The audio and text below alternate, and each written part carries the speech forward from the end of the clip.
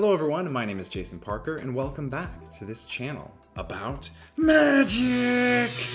And by the way, if you're interested in learning that cool card move I do in the intro where you see the card flying back to my hand, you are in luck because I've got a tutorial on my Patreon teaching you exactly how to do it. It's easy to find, just go to Google and type Jason Parker Patreon. Plus, along with learning something really cool, you'll be helping to support this channel. And today, we are looking at Season 7 of Penn and Teller's Fool Us, Episode 14. The first time they've had a 14th episode. This magician's name is Till Haunschild. He's from Germany, and I certainly hope I'm pronouncing his name correctly. Apologies if I'm not. I heard from another magician that this guy has a pretty cool act, so let's go ahead and check it out.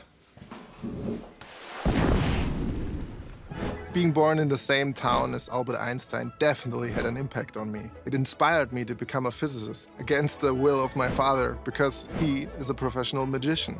My father definitely wanted me to follow in his footsteps. He actually said to me, "Son, I thought you wanted to do something real with your life, not science." The truth is, magic and science are... Whoa, whoa, whoa. What was that thing with the car there? Let's take another look at that.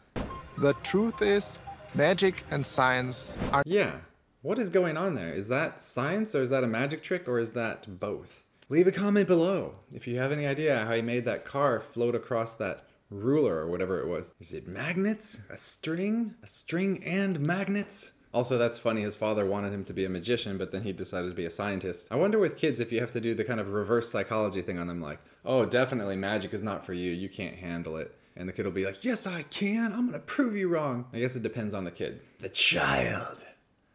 Proceeding. Not that different. Today, I use magic to teach people about innovation and problem solving.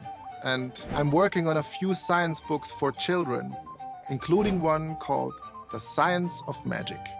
That sounds cool. Penn and Teller. Tonight, I will teach you a lesson in science. And to please my father, I will use magic to do so. All right, here we go. With two randomly selected members of our studio audience, here's the inventive Till Haunschild. Hi. Please, look at these cards. Check them out. Okay. Just look at them, go through them, shuffle, and give them a mix or two. I'm here tonight to show you a magical scientific phenomenon called quantum entanglement. Now, quantum entanglement works like this. If you have one elemental particle and you use a laser to split it into two, those two particles still behave as if they were one particle. No matter how far they are apart, if you do something to one, it automatically happens to the other. Now, if you think that sounds impossible, you are not alone. Even Einstein thought it wasn't real, calling it spooky action at a distance. But he was wrong, and I will prove it.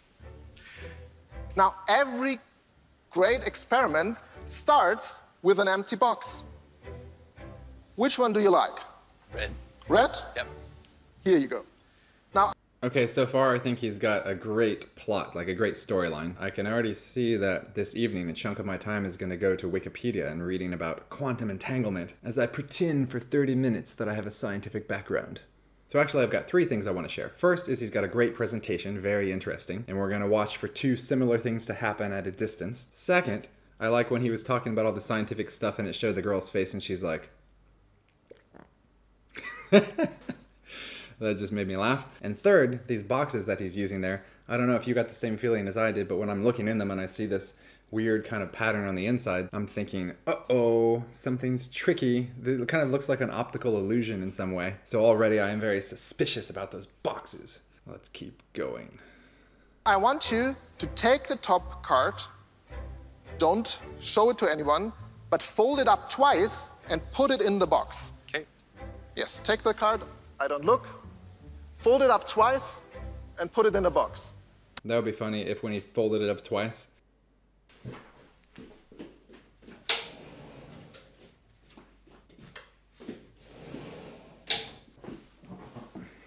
if he took that card and he folded it up twice, but like this, once, twice, and handed it back to him like that. I mean, obviously he's expecting him to fold it up in quarters. So, maybe I'm the only one who thinks that's funny. Back to his magic. Yes?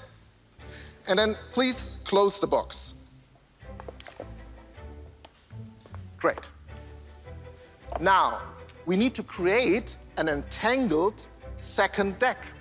All we need is, of course, the shuffled cards. They go like here. And a powerful laser. It doesn't seem that powerful if it's not burning his hand off. Some raw material. Now watch. Ah, cool. And now we have created a second entangled deck. That guy really does not seem impressed at all. At the beginning, I think they said there were 2 randomly selected volunteers. I think maybe they should have done a better job randomly selecting them. It's either A, this guy doesn't like magic at all, but then why is he at a taping to fool us? Or B, he saw how it was done, so he's just not impressed. Or C, that's just his demeanor. Very unemotional. Inside, he's jumping around like a child at recess, but on the outside. Anyway, I think he should be performing more for the girl because she seemed a little bit more expressive. If I were the magician performing for him, I would feel a little bit nervous and like I'm not doing a good job with his just kind of like, I mean, he's not frowning, but he's just, anyway. Now, remember, everything that happens here or has happened will automatically happen to this deck.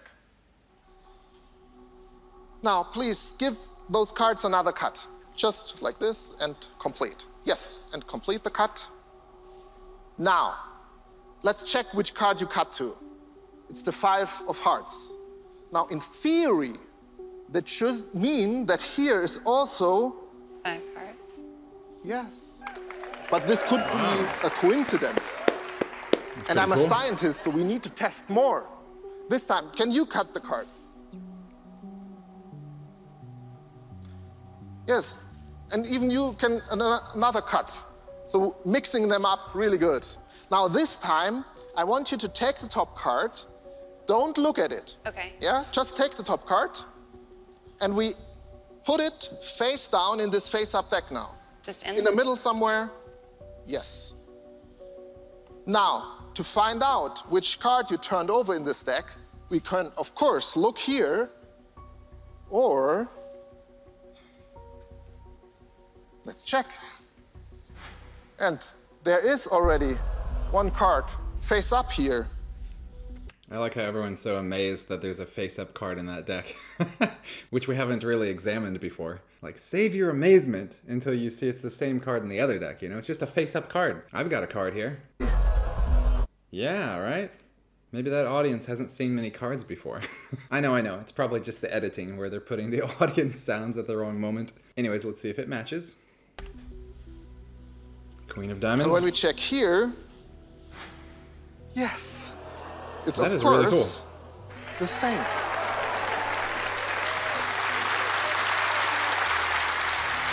Now, I wonder, is it magic or science? Wait, in the beginning, you chose one card. Yes. Yes. Yep. And we put it in this box with quantum entanglement.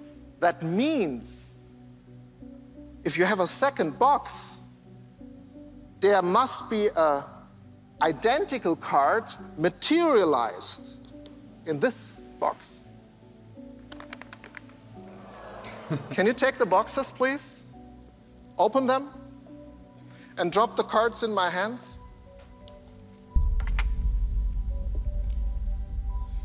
Now, you chose the 2 of spades.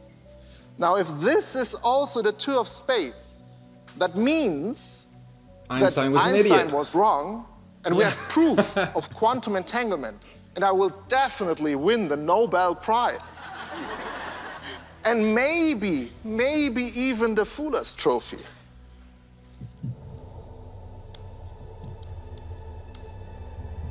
Nice Apple Watch. Thank you. 2 of spades.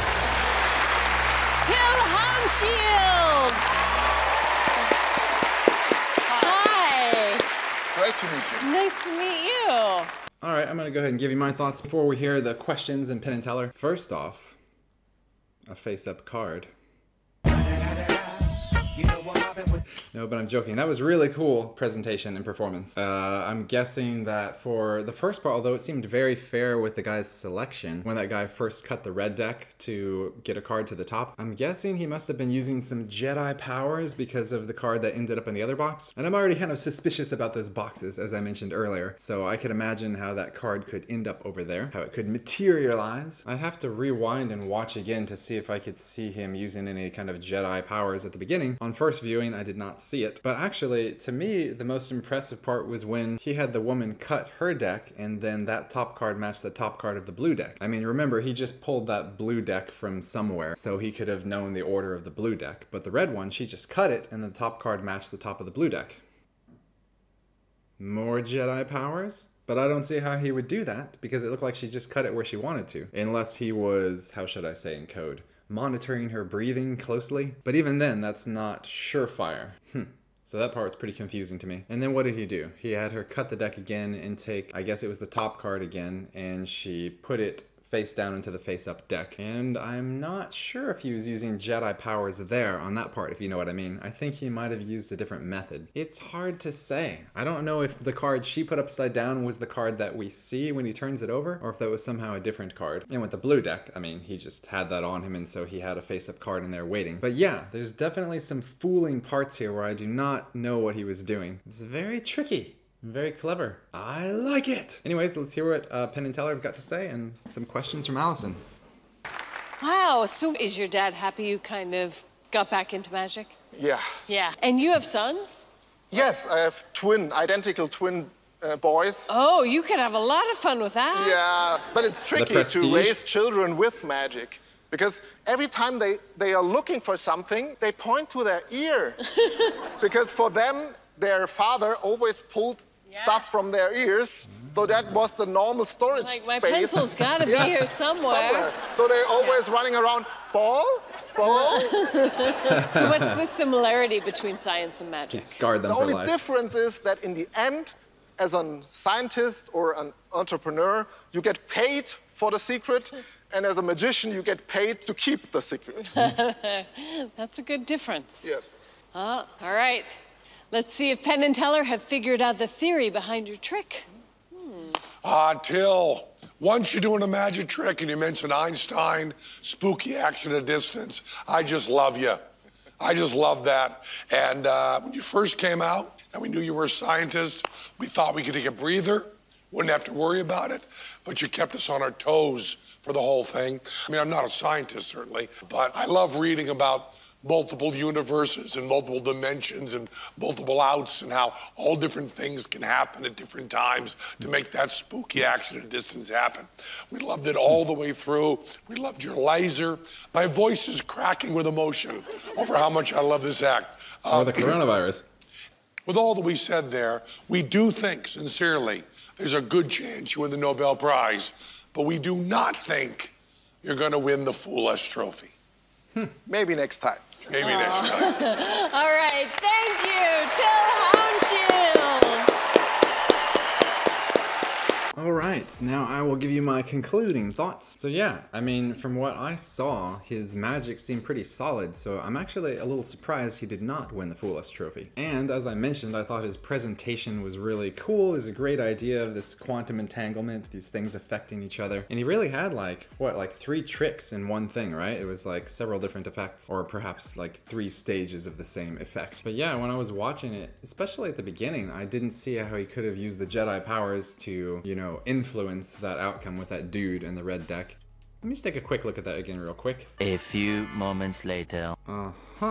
Yeah, so this is another case of the Fool Us show editing out important parts. I am almost 100% sure he had to have done some more manipulation of the cards that we did not get a chance to see. Because Spectator A, the emotionless guy, he had an opportunity to examine the cards, shuffle them up, and he put it on the table. And if you look at where he put it there on the table, and then there's some talking, and then you see again the cards, they are now in a different position. In fact, you can even see they're in a slight disarray versus how they were before. Once again proving that Fool Us cuts out critical moments of acts. And I don't mean this in any way to reflect negatively upon the magician. This is not his choice. From all I can see, he did an excellent and fooling job performing his magic. But for whatever reason, before this show got onto TV, someone made the choice to just remove something that if we had the opportunity to see, we would at least have a chance of figuring it out. And I don't want to rag on the show. I don't want to complain too much about Fool Us, because in general, I love the show. It's just sometimes you see this happen. Sometimes you don't. Sometimes there are enough clues where you can actually piece it together yourself, but not this time.